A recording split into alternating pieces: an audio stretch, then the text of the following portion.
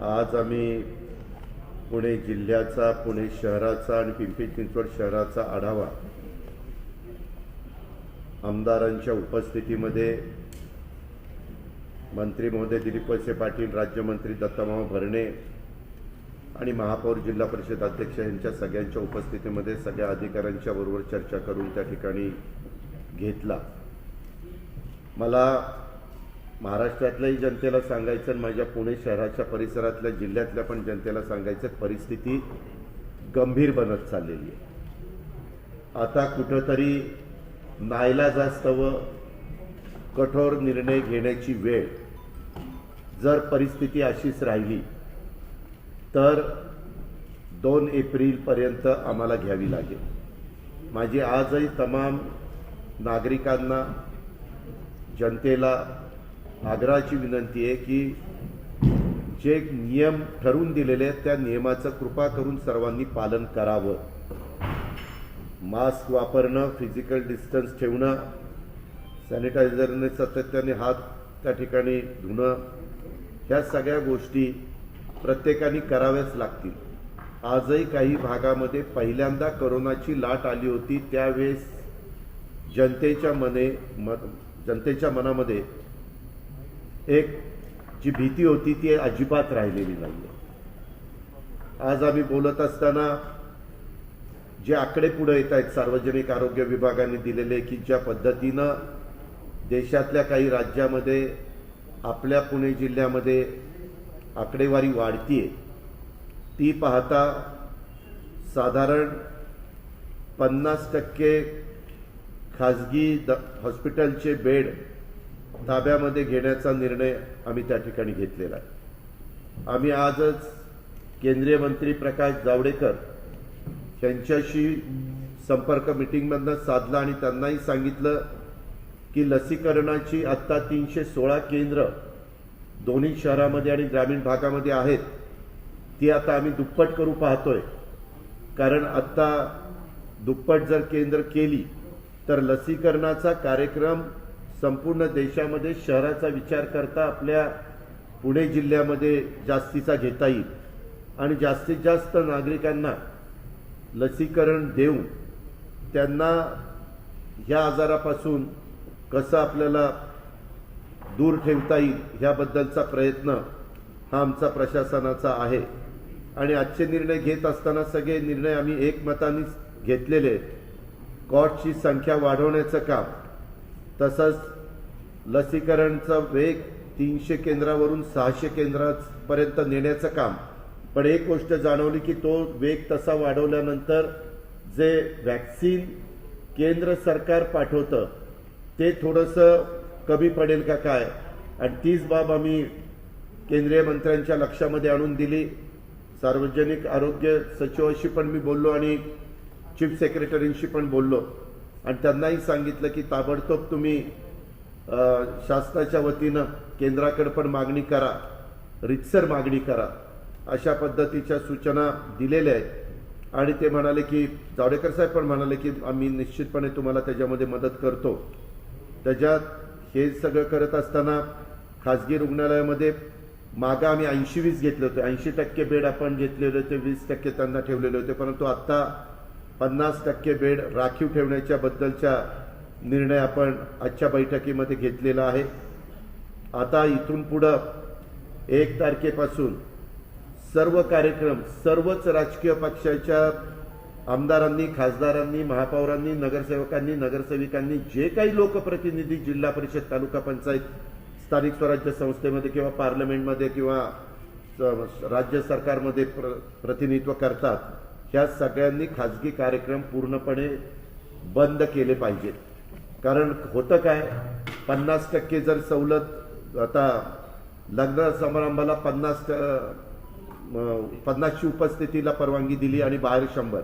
आज निर्णय घेतला बाहेर लग्न लॉनमध्ये करा किंवा आतमध्ये करा, 50च्या पेक्षा संख्या अजिबात तिथं जास्त ठेवायची नाही। आणि अंत्यविधीचे कार्यक्रम ह्याला तर साधारण 20 लोकांच्या मध्येच अंत्यविधीचे कार्यक्रम उरकायचे।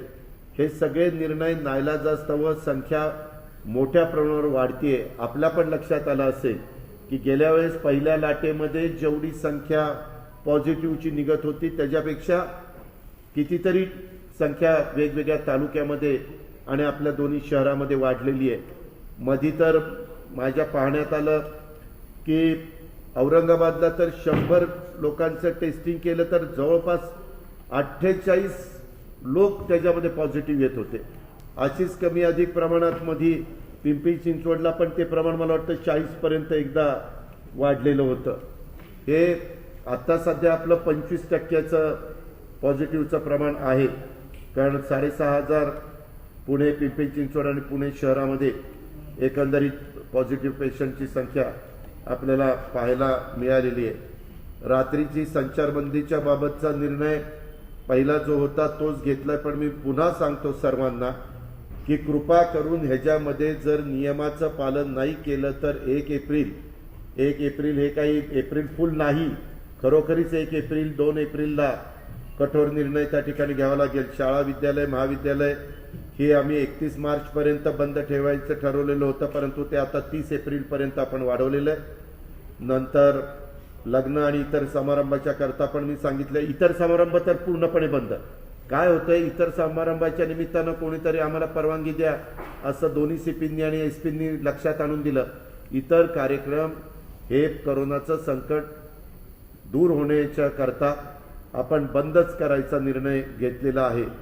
आणि सार्वजनिक उद्यान आणि बाग बगीचे हे सकाळी बऱ्याच जणांना चालायचं असतं, त्यांनी नियमाचं पालन करून चालावं, परंतु सकाळीच फक्त उद्यान आणि बाग बगीचे चालू राहतील, नंतर ते बंद होतील. मॉल्स, मार्केट आणि चित्रपटगृह याच्यात पण सध्या 50%नीच ते चालू ठेवायचे. सार्वजनिक बस सेवा आणि वाहतूक ही त्या ठिकाणी चालूच ठेवली जाणार आहे.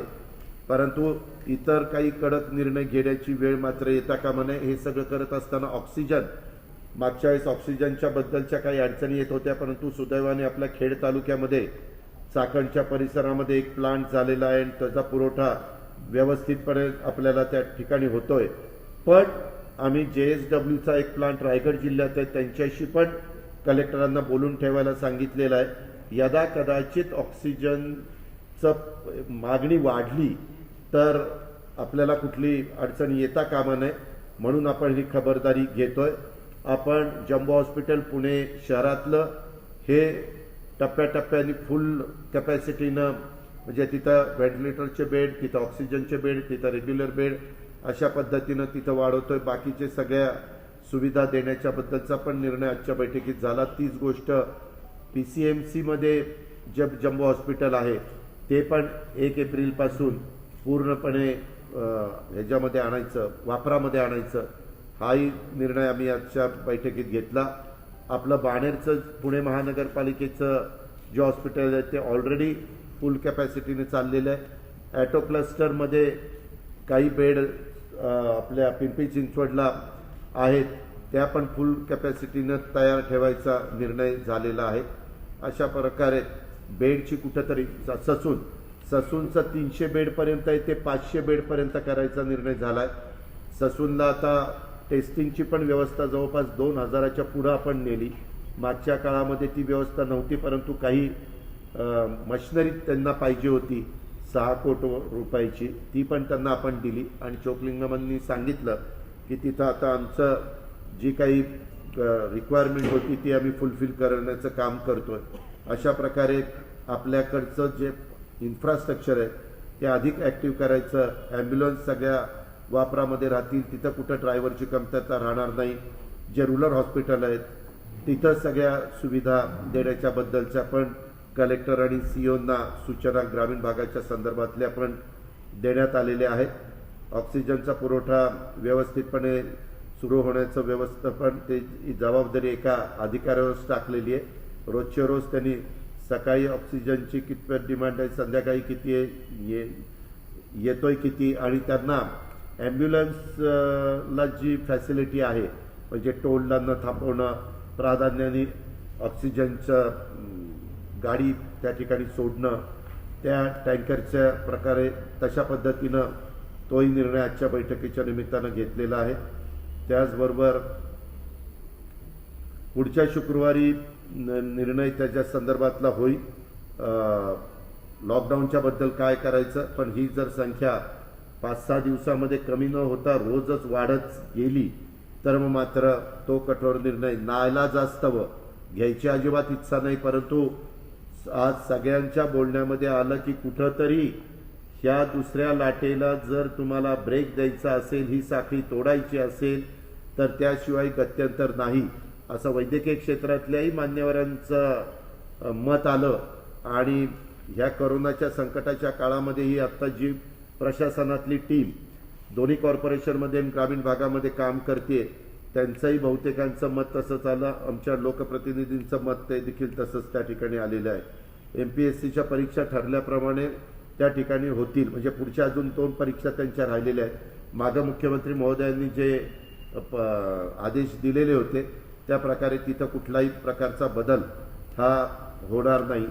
ही पण बाब आपण लक्षामध्ये घ्यावी.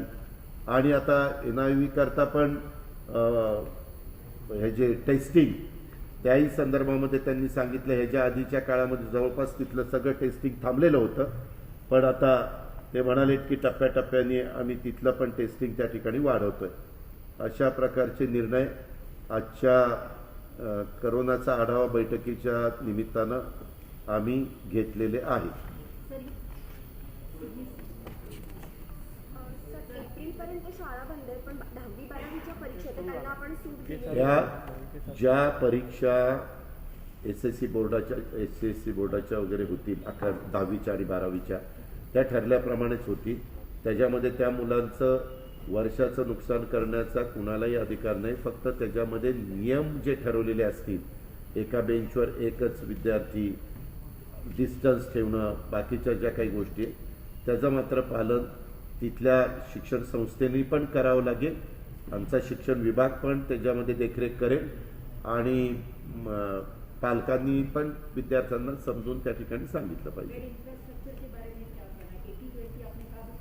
नहीं, अभी 50-50.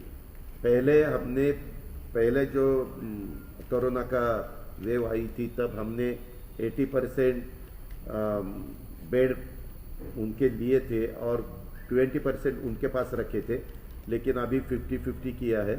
और बाकी के बेड हमारे पुणे महानगर पालिका, पिंपरी चिंचवड महानगर पालिका और जितने भी रूरल हॉस्पिटल है अपने डिस्ट्रिक्ट में, वो सब रूरल हॉस्पिटल, जितने भी मेडिकल कॉलेजेस है उनके गवर्नमेंट के, समझो बारामती का हो या यहाँ का हो, तो उनके बाकी के बेड वो सब हम गवर्नमेंट के तरफ हमने लिए. सार्वजनिक बस व्यवस्थेसंदर्भात तुम्ही म्हटलात, परंतु त्याच्यावरती काही निर्बंध असणार? त्याच्यामध्ये निर्बंध जास्त आत्ताच्या घडीला आम्ही टाकलेले नाहीत, परंतु उद्याच्याला 2 एप्रिलला त्याबद्दलचा निर्णय, जर ही संख्या वाढतच चालली, कारण काय होतं, लॉकडाऊन केल्यानंतर ह्या सगळ्या गोरगरिबांचा रोजीरोटीचा प्रश्न निर्माण होतो.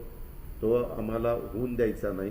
परंतु तो जर होऊन द्यायचा नसेल तर सर्वच नागरिकांनी नियमाचं काटेकोरपणे पालन केलं पाहिजे. आज पण तुम्ही पत्रकार म्हणून बघा, बऱ्याचदा वेगवेगळी अमरावतीची, औरंगाबादची, नागपूरची, अकोल्याची, पुण्याची, मुंबईची असे दाखवतात की काही ठिकाणी हॉटेलवर आपल्याला बंधन आणता येतात, परंतु कुठंतरी चहाचं गाडा आहे, कुठं पावभाजीचा आहे, कुठं आणखीन पाणीपुरी, भेळपुरी वगैरेचं आहे, तर तिथं लोक गर्दी करतात आणि तिथं पालन करत नाही. आणि त्याच्यामुळं ह्यावेळेस एक लक्षात घेतलं पाहिजे आपण, पाठीमागच्या काळामध्ये एखाद्या घरातल्या एखाद्या व्यक्तीला जर कोरोना झाला तर तो लगेच सगळ्या घरातल्या मेंबरला तो कव्हर करू शकत नव्हता. आताच्या काळामध्ये घरात एका ठिकाणी कुणाला झालं तर जवळपास तो पूर्ण फॅमिलीलाच कव्हर करतोय. अशा प्रकारचं चित्र. एक गोष्ट खरी आहे, मॉर्टॅलिटी मागच्या तुलनेमध्ये एकदम कमी आहे. बरेचसे आमचे जे काही कोरोना बाधित पेशंट आहेत पॉझिटिव्ह, ते घरीच उपचार घेत आहेत, घरी राहत आहेत, परंतु ज्यांच्या घरी बेडरूम अटॅच बाथ WC आणि तो त्या रूममध्ये राहिला तरी बाकीच्यांना इतर 2-3 रूम राहिला आहेत, अशांनीच घरी राहिलं पाहिजे. नाहीतर एखाद्याला होतो आणि तो घरीच राहायचा प्रयत्न करतो, त्यावेळेस तो इतरांना ती बाधा पास ऑन करतो. असं मात्र आम्ही होऊन देणार. दादा, गेल्या वेळेस इन्स्टिट्यूशनल क्वारंटाईनची सुविधा आता उपलब्ध नाही आहे. पण गेल्या वेळेस सारखी जी इन्स्टिट्यूशनल क्वारंटाईनची सुविधा आहे ती आता आपण केलेली पुण्यामध्ये शहरात नाहीये, तशी काय व्यवस्था करण्यात येणार आहे का? म्हणजे आता जी उदाहरणं तुम्ही म्हणालात तसे अनेक लोकांना आज आपण ती व्यवस्था केलेली आहे. महापौर इथं आहेत, विक्रमकुमार आयुक्त इथं आहेत, आपण त्या दोघांना विचारू शकता. आज आढावा घेताना दोघांनी सांगितलं की ती व्यवस्था पुणे शहरामध्ये केलेली आहे. पिंपरी चिंचवडमध्ये कारण मधून अधून कधीतरी बातमी येते की बाबा इथं बेड अवेलेबल नाही. आता जम्बो हॉस्पिटलला जम्बो हॉस्पिटल पूर्ण कॅपॅसिटीनं चालवण्याचा निर्णय घेतलेला असल्यामुळं आपल्याला तिथं बेडची कुठं अडचण भासणार नाही. तर हे 600 वॅक्सिनेशन सेंटर्स करायचं असेल तर आपल्याकडे वॅक्सिन फर्स्ट सेंटर देणार आहे का? आणि सेकंड, हे वॅक्सिनेशन सेंटर्स कुठे असणार आहे? कारण काय काय हाऊसिंग सोसायटीमध्ये विचारले आपल्याला की इन केस मेडिकल लोकांबरोबर असं काही कॅम्पमध्ये घेता येणार का?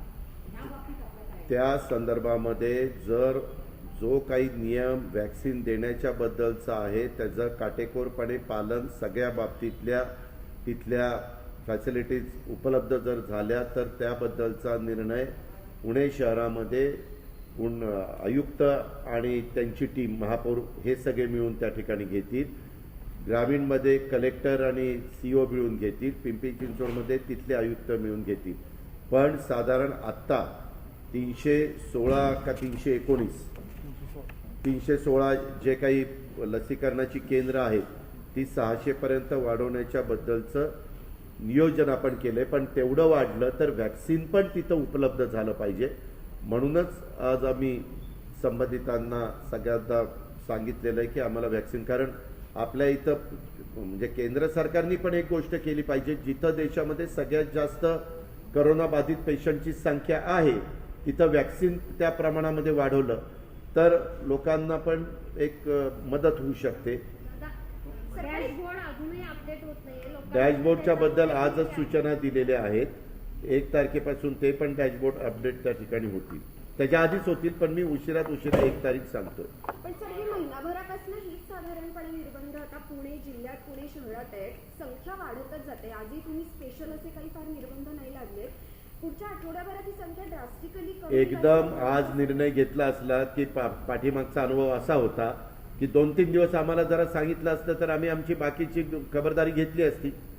आज सांगितलं असतं लॉकडाऊन तर तुम्हाला पुन्हा घरी गेल्यानंतर संध्याकाळी काय जेवायला पण मिळालं नसतं. तोपर्यंत आता तिथं धान्य विंद घरामध्ये आणून ठेवतील, भाजीपाला ठेवतील. थोडी त्यांची मानसिकता पण केली पाहिजे ना. एवढं मोठं शहर आहे, या शहरामध्ये अनेक दिवसभर काम केल्यानंतर त्यांची चूल पेटते असा गरीब वर्ग आहे, त्याचाही विचार करावा लागतो. दादा, पण अंमलबजावणीमध्ये प्रशासन कमी पडते असं वाटतंय का? कारण रात्री 11 नंतरही तेवढीच रहदारी या शहरामध्ये आपण रात्री संचारबंदी अजून केलेली नाहीये. आज संचारबंदी करायची म्हणजे कुणालाच इकडून तिकडे जाऊन द्यायचं नाही अशा पद्धतीने. म्हणूनच मी तुम्हाला सांगतोय, तुमच्या मार्फत नागरिकांना सांगतोय की उद्याच्या 2 तारखेला कठोर निर्णय, कडक निर्बंध आणण्याची वेळ येऊन देऊ नका. जर हे असंच 5-6 दिवस चाललं तर आम्हाला उद्याच्या 2 तारखेला कठोर निर्णय घ्यावा लागेल. तो जर घ्यावा लागू नये असं वाटत असेल तर नागरिकांनी पण प्रतिसाद दिला पाहिजे. अनेक नागरिक देतात, परंतु कुठेतरी 5-10% नागरिकांच्यामुळं त्या 80-90% नागरिकांना त्यांच्या पण दैनंदिन जीवनावर परिणाम होतो. देशामध्ये जे 10 हॉटस्पॉट आहेत त्यातले 9 जिल्हे आपले बेंगलोर आपण सोडला तर काही लोकांनी अशा पण शंका घेतात की इतक्या निवडणुका आहेत, लाखोनी लोक जमतात, तिथं होत नाहीये आणि आपल्या इथं मात्र होतोय. त्याच्याबद्दल केंद्राची टीम आली होती. केंद्राच्या टीमला स्वतः राज्याच्या प्रमुखांनी हा प्रश्न उपस्थित केला की बाबा इथं आमच्याकडे एवढी संख्या त्या ठिकाणी वाढते, तर मग दुसरीकडे काय हे करत नाही का, टेस्टिंगच करत नाही का? कारण आता तुम्ही बघताय की काही बाबतीमध्ये अजिबात त्यांना बाकीचं काहीच त्रास होत नाही पण तो पॉझिटिव्ह निघतो. आज आता काही उदाहरणं आमदार महोदयांनी किंवा काही प्रशासनातल्या अधिकाऱ्यांनी दिली की घरात एकाला झालं आणि ते घर पूर्णपणे टेस्टिंगला गेलं तर जवळपास सगळेच जण पॉझिटिव्ह निघत आहेत. हे पहिल्या टप्प्यामध्ये अजिबात झालेलं नव्हतं. ह्या गोष्टी झालेल्या आहेत, ही काही लपवालपवी करायचं कारण नाही. त्यामुळं जी वस्तुस्थिती आहे ती आपण समोर आणतोय. पण हा प्रश्न देखील तितकाच महत्त्वाचा आहे, कारण तिथंही जनताच राहते आणि तिथं मात्र प्रचंड मोठ्या मोठ्या सभा, आता पश्चिम बंगालचं उदाहरण घ्या, एवढ्या मोठ्या सभा चालल्यात आणि आपल्याकडं मध्ये थोडा कुठला असा एखादा कार्यक्रम झाला, मागे पण आपल्याला आठवत असेल गणपतीच्या काळात फक्त मंडळाची मुलं तो ग्रुप एकत्र झाला तरी आपल्याला नंतरच्या काळामध्ये ते प्रमाण वाढलेलं पाहायला मिळालं. आजच्या निमित्तानं होळीला पण आपण मर्यादा घातलेल्या आहेत. अजिबात सामूहिक होळी साजरी करायची नाही. अगदी ज्यांना करायचं असेल स्वतःच्या घरापुरती त्यांनी तिथं एखादं लाकूड उभं करावं आणि ते जाळावं आणि ती होळी करावी. हे पण आव्हान मी सरकारच्या वतीनं नागरिकांना जनतेला करू इच्छितो. आपण हॉटेल रेस्टॉरंट हा? हॉटेल आणि रेस्टॉरंटच्या बाबतीत आपण काही नवीन- हॉटेलच्या बाबतीमध्ये अजून मागच्या वेळेसचाच निर्णय ठेवलेला आहे की त्या हॉटेलमध्ये 50%च उपस्थिती असावी आणि हे जे जास्त करून त्यांनी हॉटेलमध्ये न जाता जेवण घरी मागवावं. पण ह्याच्यामध्ये आज तो निर्णय घेऊन पण काही बदल जर झाला नाही तर पुढच्या निर्णयामध्ये आम्हाला हॉटेल देखील बंद करावी लागतील. फक्त ती जर त्यांनी कुणी ऑर्डर केलेली असेल तर डिलिव्हरी ते देऊ शकतील असा निर्णय पुढच्या वेळेस घ्यावा लागेल. मॉलमध्ये 50%. केंद्रीय सरकारने कारण नाही का सांगितलं की जिथं निवडणूक आहे तिथं का नोंदणी होत नाही आपल्याकडे का होत? त्यांनी एक कारण सांगितलं पण ते आम्हाला पटत नाहीये. त्यांचं म्हणणं की पाठीमागच्या काळामध्ये देखील ज्यावेळेस असे वेगवेगळ्या प्रकारचे आजार आणि साथी आले होते, साथीचे रोग आले होते, त्यावेळेस जर तुम्ही बघितलं तर ते म्हणले असं तुम्ही केरळपासून सरळ इकडं वर आला तर साधारण गुजरात असेल, राजस्थान असेल, मध्य प्रदेश असेल, महाराष्ट्र असेल, असं ते खाली तामिळनाडू, केरळ अशा पट्ट्यात जातं असं एका अधिकाऱ्याने सांगितलं. पण ते काय आपल्याला पटलं. तो म्हणतो अशी ती सरळ रेष आणि इकडच्या बाजूला होतं. आता पण एक आहे त्या पट्ट्यात जे जे स्टेट आहेत, केरळला दिसतंय, तामिळनाडूला दिसतंय, महाराष्ट्राला दिसतंय, असं ते पण ते कितपत आता 21व्या शतक आहे, एवढं जग सायन्स पुढे गेलेलं आहे, त्याच्यामध्ये मायासारख्याने असं काहीतरी उदाहरण दिलं म्हणजे ते सोशल मीडियामध्ये जे जोडतील मला, त्याच्यावर ते काही खरं नाही. एखादी सुचवलं पण माझा त्याच्यावर विश्वास नाही. तर एक असं थिअरी आहे की टेस्टिंग आपल्या स्टेटमध्ये सर्वात जास्त होतात विजावी अदर स्टेट. तर असं पण म्हणता येणार की बाकी गुजरात, बिहार, बाकी टेस्टिंग कमी होतात असं आपल्याला असं काही नाही ते टेस्टिंग ज्यावेळेस पॉझिटिव्हची संख्या वाढती त्यावेळेस टेस्टिंग वाढवणं हे सगळेच ह्याच्यातले तज्ज्ञ लोक सांगतात. परराज्यामध्ये परदेशामध्ये देखील तेच चाललेलं आहे. प्रायव्हेट लॅबोरेटरीज जी गव्हर्नमेंट लॅबोरेटरीज म्हणजे प्रायव्हेटमध्ये जास्त पॉझिटिव्हिटी रेट येतात त्या बाबतीत काही म्हणजे दखल घ्यावी? त्याच्या संदर्भात आज चर्चा झाली. आज आम्हाला सांगितलं एका ठिकाणी 100चं टेस्टिंग झालं आणि 98 पॉझिटिव्ह निघाले. 98 म्हणजे त्याबद्दल जरा शहानिशा करण्याच्या सूचना दिलेल्या आहेत, दादा फक्त महाराष्ट्र म्हणजे ऑडिट करायला. महाराष्ट्रातच फक्त कोरोना वाढतोय कारण की असं बोललं जातं की फक्त पॉलिटिकल सुद्धा सगळा हा गणिताचा खेळ असतो. हे का आपल्या इथं ठीक आहे, राजकारणाच्या ठिकाणी राजकारण लोक करतात, परंतु अशा संकटाच्या काळामध्ये इतक्या खालच्या पातळीवरचं कुणीच करणार नाही. हे एक वेगळी महामारी आलेली आहे, जगावर संकट आलेलं आहे. आता आम्ही चायनाच्या परिसरामध्ये ज्या शहरामध्ये पहिल्यांदा हा आजार आलेला होता तिथे दुसरी लाट कशी आली, काय आली हेही पाहिलंय, ह्याची माहिती घेतली. किंवा ब्रिटनमध्ये तुम्ही घ्या, अमेरिकेमध्ये घ्या, ब्राझीलमध्ये घ्या, अशी काही देश आहेत तिथेही मोठ्या प्रमाणावर आपल्याला ही संख्या पाहायला मिळते. परंतु ठीक आहे, ते त्यांचं त्यांना लखला. आपण आपल्या देशातल्या आणि जिथं मोठ्या प्रमाणावर पॉझिटिव्हची संख्या दिसते तिथं वॅक्सिन मोठ्या प्रमाणावर करणं. मागं तर पहिल्या टप्प्यामध्ये आपल्याकडे वॅक्सिन पण नव्हतं. सुदैवाने आता आपल्याकडे वॅक्सिन आलेलं, वॅक्सिनची उपलब्धता आहे. आता पंतप्रधानांनी पण 45 वयापर्यंत वॅक्सिन सगळ्यांना द्यायला सांगितलेलं. जे 45च्या वरचे पत्रकार मित्र आहेत, इलेक्ट्रॉनिक प्रिंट, त्यांनी पण करून घ्या आता लवकर वॅक्सिन. आम्ही पण सगळे करून घेतोय. काहींनी आमच्यातल्यांनी सगळ्यांनी केलेलं नाही, मी केलेलं आहे. काय झालं सर मागच्या वेळेस तुम्ही म्हणालात- मी फोटो करता अगदी वॅक्सिन ते तसले मला नौटंकी आवडत नाही.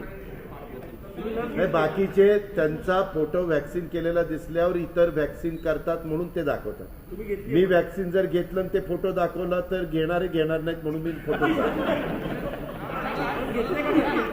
अठराच्या वर सगळ्यांना पुण्यामध्ये आपण व्हॅक्सिनसाठी केंद्र सरकारला विचारणार आहोत. काय? मागच्या कोविड रिव्ह्यू मीटिंग मध्ये आपण म्हणालेलात की सगळ्यांचं एकमत झालंय की 18 वयाच्या वर नाही पुण्यामध्ये सर्वांना ऐका त्यावेळेस पहिल्यांदा 45च्या बद्दल परवाच्या कॅबिनेटमध्ये आम्ही मुख्यमंत्र्यांना अशी विनंती केली की देशाचे पंतप्रधान ज्यावेळेस व्हिडिओ कॉन्फरन्सिंगच्या द्वारे राज्यातल्या सगळ्या मुख्यमंत्र्यांना पाचारण करतील त्यावेळेस आपण आता जे 45 त्यांना विनंती केली ती आता 25 करा. कारण या लॉटमध्ये या दुसऱ्या वेव्हमध्ये या कॉलेज जीवनातल्या मुलामुलींना पण मोठ्या प्रमाणावर कोरोना झालेला लक्षात येतोय.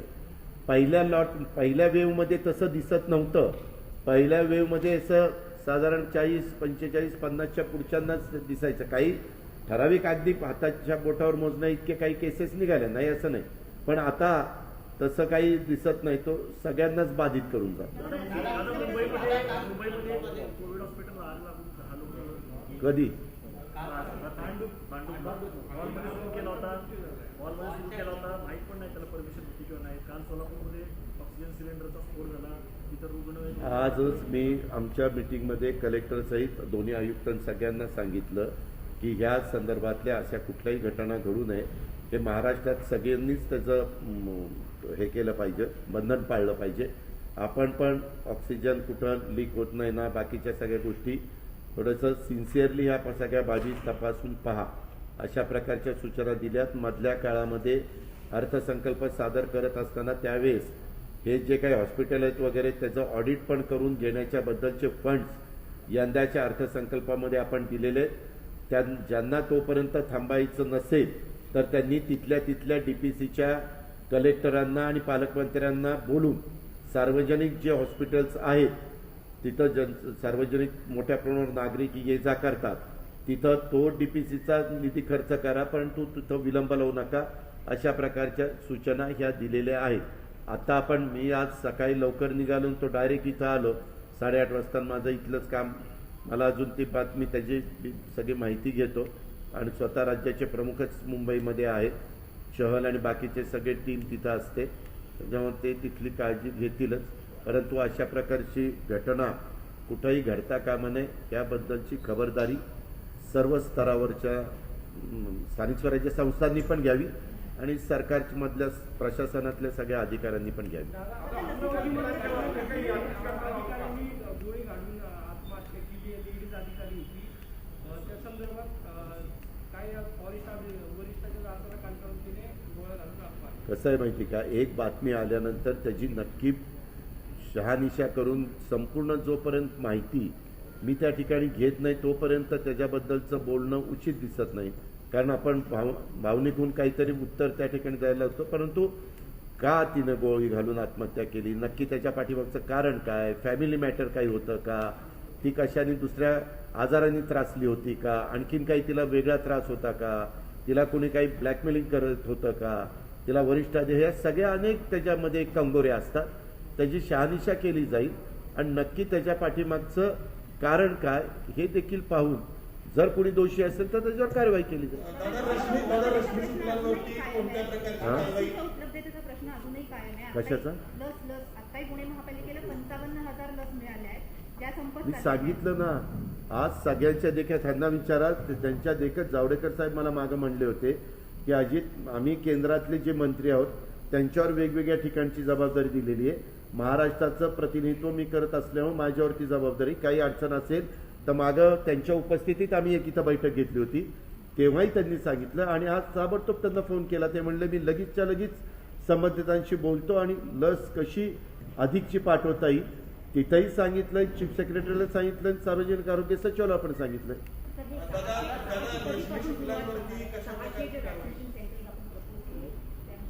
आम्हाला साधारण एप्रिलच्या पहिल्या आठवड्यापासूनच ती सुरुवात करायची आहे. आम्हाला हे ज्या पद्धतीनं ह्यावेळेसचा आलेख एकदम असा सरळ चढत चाललेला आहे, हे सगळं गेल्या 8-10 दिवसातलं सगळे आम्ही पाहणी केली किंवा आता प्रेझेंटेशन जे आम्ही सगळ्यांनी पाहिलं ते बघता ह्याची गरज तितकीच तातडीची आहे हे आमच्या सगळ्यांच्या लक्षात आलं आणि म्हणून आम्ही न थांबता मीटिंग चालू असतानाच ह्या सगळ्यांना फोन केले आणि ही बाब लक्षात आणून दिली. उद्धव ठाकरे असं म्हणाले की चूक झाली, अधिकारी जे आहेत त्यांना ओळखू शकलो नाही, बदललं नाही वगैरे, पण काय? तुमच्या लोक होते जे आता प्रकरण बाहेर येत आहेत, रश्मी शुक्ला किंवा त्याच्या बाबतीमध्ये मुख्यमंत्री असं म्हणाले की चूक झाली, अधिकाऱ्यांना ओळखू शकलो नाही, पण तुम्ही एवढे इतके वर्ष प्रशासन शासन, त्यामुळे कसं काय हे? ज्यावेळेस राज्याचे प्रमुख एखाद्या गोष्टीच्या बद्दल वक्तव्य करतात ते वक्तव्य राज्याचे प्रमुख म्हणून झालेलं असतं. आम्ही त्यांच्या हाताखाली आज काम करतो. पुन्हा त्याच्यामध्ये काहीतरी मी म्हणायचं मुख्यमंत्र्यांचं वक्तव्य असं, अजित पवारांचं तसं, कशाला ब्रेकिंग न्यूज पाहिजे? जे काही त्यांचं मत आहे त्याला माझा पाठिंबा. राज्यामध्ये सध्या जे घडतं आहे किंवा गृह खात्यामधला जो काही प्रकार सगळ्या समोर येतोय त्याच्यातनं सरकार किंवा गृह खात्याची प्रतिमा रांगवली गेली किंवा काल ह्या प्रशासनातले मुख्य सचिव सीताराम कुंटे साहेबांनी दिलेला अहवाल हा आज बहुतेक सगळीकडे पब्लिश झालेला दिसतोय आणि तो अहवाल पाहिल्यानंतर ती व्यक्ती आपल्या इथं पण ॲडिशनल कलेक्टर म्हणून त्यांनी काम केलेलं तुम्हाला आठवत असेल पूर्वी, एकदम चांगला अधिकारी म्हणून त्यांची ओळख आहे. ते त्यांच्या मेरिटवर आज चीफ सेक्रेटरीपर्यंत पोहोचले.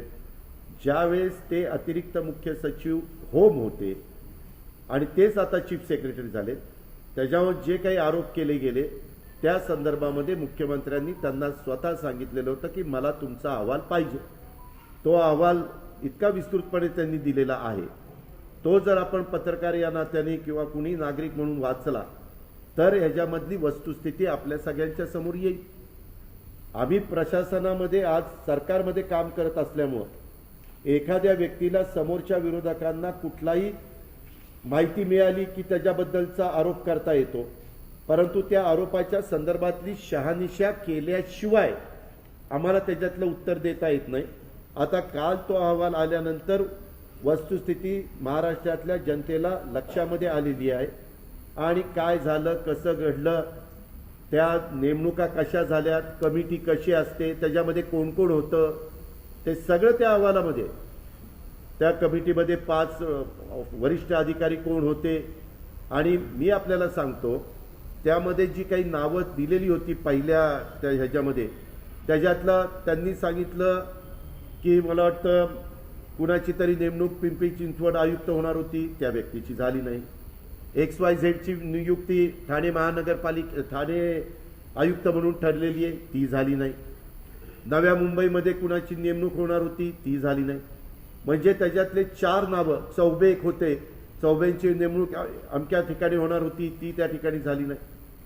अशा पद्धतीनं म्हणजे जे काही त्या कुठल्या व्यक्तींनी फोनवर वगैरे संभाषण केलं का कसं केलं मला माहिती नाही, पण ह्या संदर्भामध्ये कुठलंही नेमणुका त्या प्रकारे झाल्या नाही, कारण नेमणुका त्या कमिटीने केलेल्या आहे आणि कमिटीने शिफारस केलेली फाईल शेवटी मुख्यमंत्र्यांकडे ॲज अ चीफ मिनिस्टर म्हणून जाते.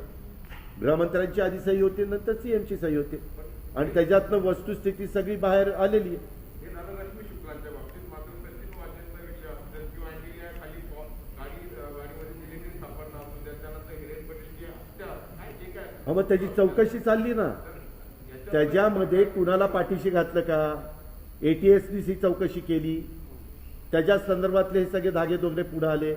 पुन्हा काल का परवा ठाण्याच्या न्यायालयाने सांगितलं की आता हे NIA कडे द्या, NIA कडे दिलेलं आहे. आणि मी परवाही मुंबईमध्ये सांगितलं का काल की बाबा कुठल्याही बाबतीमध्ये घटना घडल्यानंतर त्याची इत्थंभूत चौकशी होऊन जो कोणी दोषी असेल, कुणीही कुठल्याही क्षेत्रातला असू द्या, त्यांना शासन झालं पाहिजे. कायद्यापेक्षा कोणी श्रेष्ठ नाही. आता याच्या संदर्भामध्ये बातम्या एक येतात आणि दुसरी बातमी येते XYZ अजून म्हणालेला मी काहीच कबूल केलेलं नाही. त्याच्यामुळं जोपर्यंत चौकशी पूर्णपणे होत नाही तोपर्यंत त्याच्याबद्दल वेगवेगळ्या प्रकारचं मतं प्रदर्शित करता येतात. प्रत्येकाला व्यक्ती स्वातंत्र्य, मतस्वातंत्र्य आहे, त्याबद्दल दुमत नाही. पण जबाबदार पोस्टवर असणाऱ्यांनी पूर्ण माहिती आणि ती बोलू नये. आता आम्ही का बोललो की बाबा चीफ सेक्रेटरींनी अहवाल दिलेला आहे आणि तो अहवाल पाहण्यात आलेला आहे आणि चीफ सेक्रेटरी हे आजपर्यंत त्यांचं काम एक इम्पार्शियल म्हणून त्यांनी काम केलेलं आहे. त्यांची प्रतिमा तर तशीच आहे. विरोधकांकडून वारंवार राष्ट्रपती राजवटीची मागणी. आता काय त्यांना कदाचित मागच्या निवडणुकीच्या नंतर जे मागणी करतात ते सरकारमध्ये न आल्यामुळं किंवा त्या स्वतः सत्ताधारी न झाल्यामुळं कदाचित ते तशा प्रकारची सारखी म्हणजे अधिवेशनाच्या काळात पण मी बोललो, तुम्ही ऐकलं असेल की मुनगंटीवार पहिल्या दिवसापासून राष्ट्रपती राजवट अरे म्हणलं दुसरं काय आहे का नाही, राष्ट्रपती राजवट काय. वेगवेगळे मुद्दे असतात, ठीक आहे, त्यांना मनामध्ये काय यावं ते एकदा सांगितल्यानंतर माणसांना कळतं. आणि अशी काही महाराष्ट्रामध्ये गंभीर परिस्थिती नाही आहे की त्याच्यातनं राष्ट्रपती राजवट निर्माण व्हावी.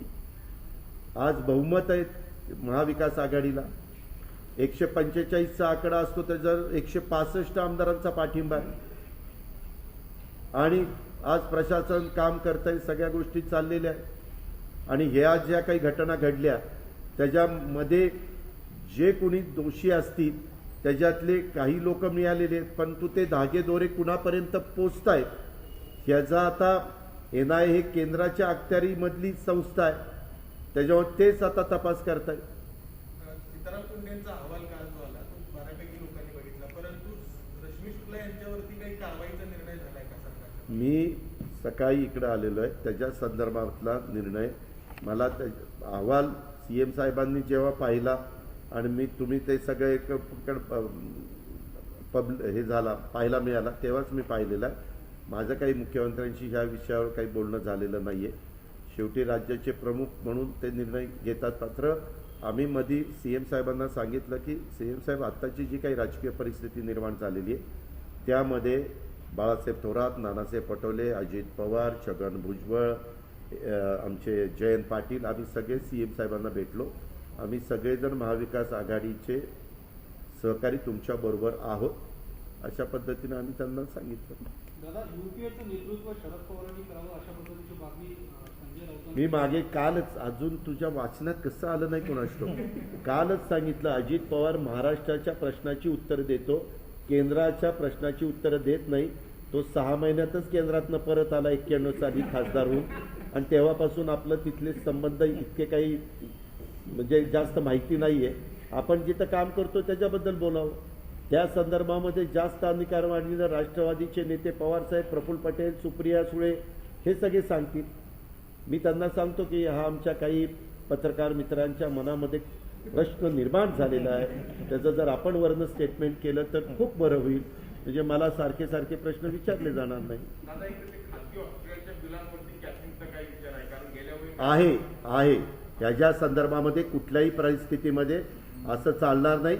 मागं सगळंच हे नवीन आव्हान होतं, नवीन संकट होतं, नवीन आजार होता. आता या गेल्या वर्षभराच्या काळामध्ये त्याच्यामध्ये आलेले अनुभव लक्षात घेता, त्याच्यातल्या जाणवलेल्या त्रुटी लक्षामध्ये घेता आता पुन्हा सुरू करत असताना महापौर विक्रमकुमार आम्ही सगळ्यांनी ज्यावेळेस चर्चा केली त्यावेळेस त्या सगळ्या गोष्टी कशा आपल्याला बाजूला ठेवून नागरिकांना उत्तम प्रकारची सेवा देता येईल याबद्दलची खबरदारी आम्ही सगळेजण घेतो. Thank you very much.